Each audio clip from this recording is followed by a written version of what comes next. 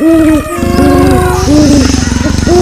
and welcome to the Wild Side with Wildlife SOS. And I'm Kartick Satyanrayan, co-founder and CEO of Wildlife SOS.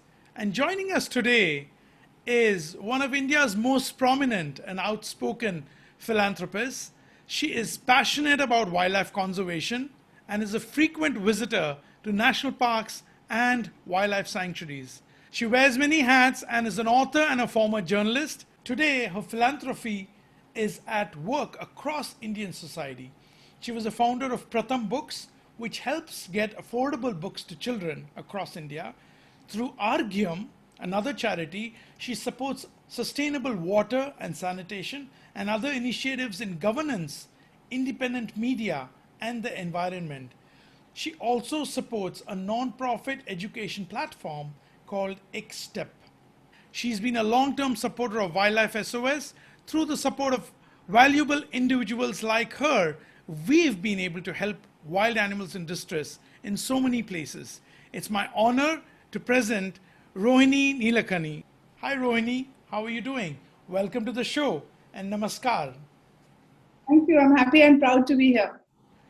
How have you been doing, through this whole COVID lockdown and all of that? Have you learned any new skills? For very privileged people like us, it's been a chance to hunker down and learn a lot more about oneself.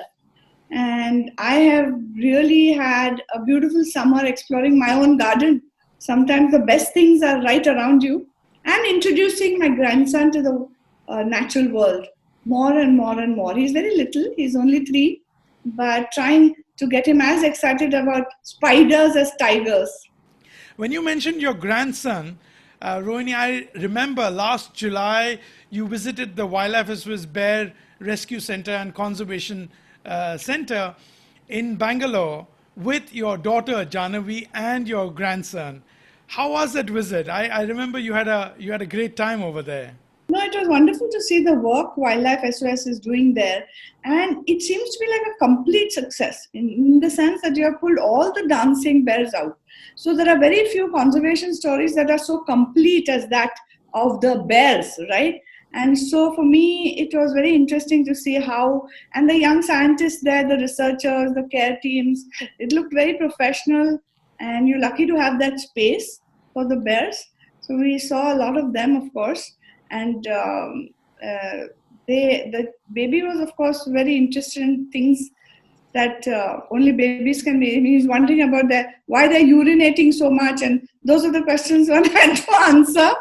But now, whenever we make blocks, and we make a lot of natural world-based themes when we use Lego blocks or tiles, and very often there's one rescue center up there for the animals that we have to make. So that's come from. Well, that's a good takeaway your grandson has done from that visit. I hope and pray that that other children will be inspired by messages from your grandson as well, and from visiting. And you will not believe the number of requests I get from children saying, I want to set up a rescue center when I grow up. And I think, unfortunately, our world is going to come to that. The way all this expansion is going on and the way forests are, not necessarily being protected, I think we'll soon have a huge rise in the conflict the way things are going. I think so. There will be much more conflict, and a new generation must come up that can understand the interconnectedness between us and the animal world, but also not just the interconnectedness, they must also feel the reward from the conservation. So there's a lot of work to do, just like you do. And once they get that, then they will themselves learn. And there is also this very falsely perpetuated conflict and binary between the environment and development, which we have to always keep opening up conversations on at your dinner tables, in the work that one does.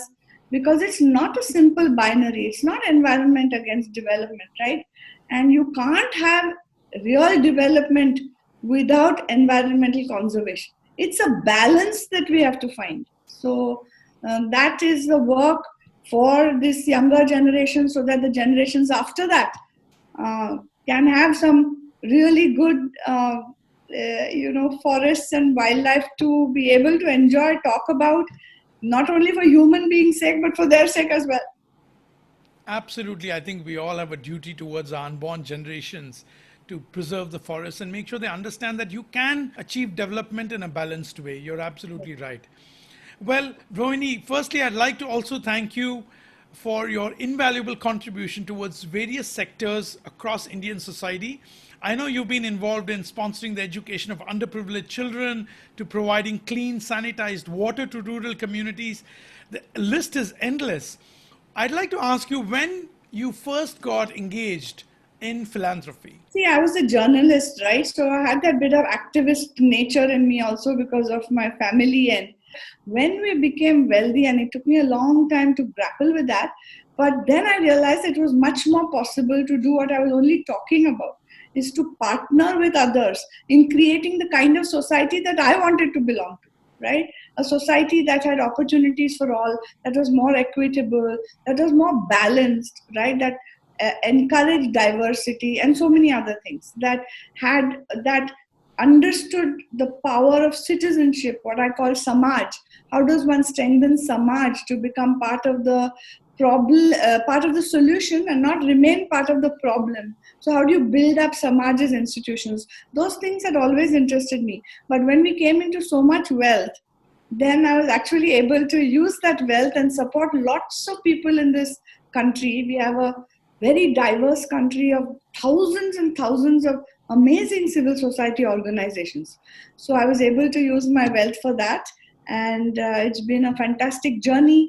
I myself helped run a few organizations, such as, Akshara Foundation was set up by the government, I was able to chair it and lead it for some time. I co-founded Pratham Books with a goal of a book in every child's hand. And a lot of those books are about wildlife and the environment. And many of them are free still on prathambooks.org. You will get a lot of information. And then, of course, Argyam, which I set up to work on water around the country. Together, recently, 5 years ago, Nandan and I with Shankar Maruwada set up the X-Step Foundation. So these are my own, where I got deeply involved. But I've also supported other people's work through my philanthropy in areas such as media, conservation and environment, and justice, access to justice, and a few other things, culture and arts, all of which are important things. And we are lucky to have a good civil society, just like you people, doing what you do for animals in many spheres. So it is easy to do good philanthropy in India, thanks to a robust civil society. That's amazing. You know, it's so inspiring to hear this from you, and I hope this inspires a lot of people.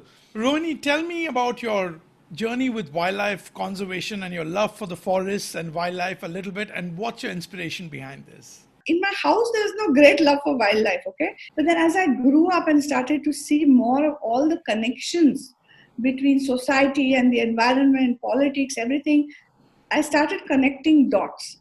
And, the family used to take us for picnics in the wild. We used to live in those marvelous forest bungalows.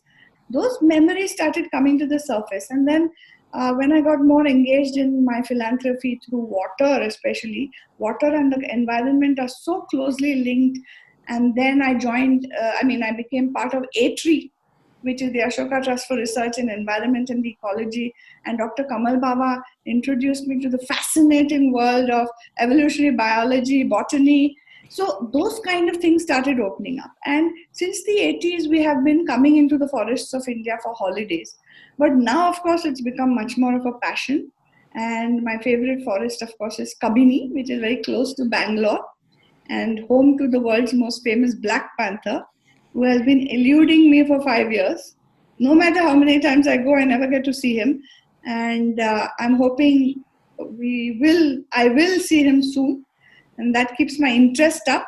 But Kabini is anyway a great place for everything. And so also slowly my environmental philanthropy has also stepped up.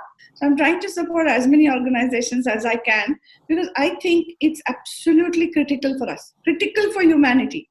In your opinion, Rohini, what are the immediate actions that you think can help turn the tide on climate change? On climate change, my God, that's a big one. That's going to be pretty tough because we know the real drivers of climate change, right? And it's not just carbon, though carbon is a big one, but basically the idea of modernity itself and how we see development, right?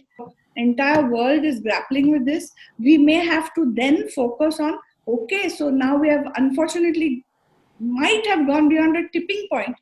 So how do we focus on community resilience? What are the skills, the societal practices, the innovation we need so that we can face what's coming without falling apart as a species and as families, communities, cities? I think that's where some of my philanthropic focus has been, how to build community resilience, because the mitigation side is too big for me. It's beyond my pay grade. So that's really at the global level. How do you deal with carbon trade? How do you put carbon taxes? How do you reduce carbon emissions? That's really big. It's for the whole world's organizations to come together. Our country has made many commitments towards that, and we have to get there. Not easy in a country of 1.3 billion, where everybody wants to climb the ladder, economic ladder. None of those are easy decisions. So it's not like saying you switch off the development switch and everything will be fine. That's not true. So it's very complicated, but I think each one of us can do something. And as we know, every drop counts to make the ocean, right? Thank you for sharing all of that with us. Can I quickly move us to our next segment of the show? We only have a few minutes left, so I'll make it quick. Called Elephant in the Room, where I'm going to ask you a series of random questions and you have to answer them as quickly as possible. Are you ready? Oh my God. Okay. Is there a special animal that's caught your attention? Oh God, you asked me at the wrong time. Is that Blackie, that Kariya in Kabini? Unfortunately, I never thought I would like this one animal like this. I feel a bit, I must admit, I feel a bit silly about it. But right now, the Black Panther is on my mind. Who or what inspires you, Rohini? Oh my God, that's too hard because there are at least 100 people and things that inspire me. But to say the simplest of things, my paternal grandfather's life has inspired me a lot. He was part of the independence movement. He followed Gandhiji into Champaran, and the way he lived his life and upheld his principles. Both he and his wife, my paternal grandmother, have inspired me a lot. Thank you. Is there one favorite project that you support that's closest to your heart? Well, it's getting to be conservation, but I must say that Pratham Books, being able to open out the world of publishing so that this country of storytellers can give thousands of stories to its children in all the languages. And if I see one child reading one of our books, that has given me the greatest joy. And it could be a book about wildlife too. I love your addiction to wildlife. It just is so inspiring. Do you have a message for our viewers, Rohini? Stay curious, which means you are always learning. Stay curious. I think stay committed, right? Stay committed. Once you learn something, stay committed and stay connected. Even though this world, these pandemics and other things that are coming tend to separate us into our silos, remember to stay connected. So I would say stay curious, stay connected, and stay committed. And that's how hopefully we build, all of us help together to build a better society, a more sustainable society. Thank you, Rohini. That was amazing. It was lovely to have you on the show, and thank you so much for doing this with us. Thank you for all that you do. Honestly, it's extremely inspiring. And please keep up the good work, and you can count on my support. Thank you very much. Thank you, Rohini. I hope to see you soon. Stay safe. I hope so too. Bye-bye. Namaskar. Namaskar.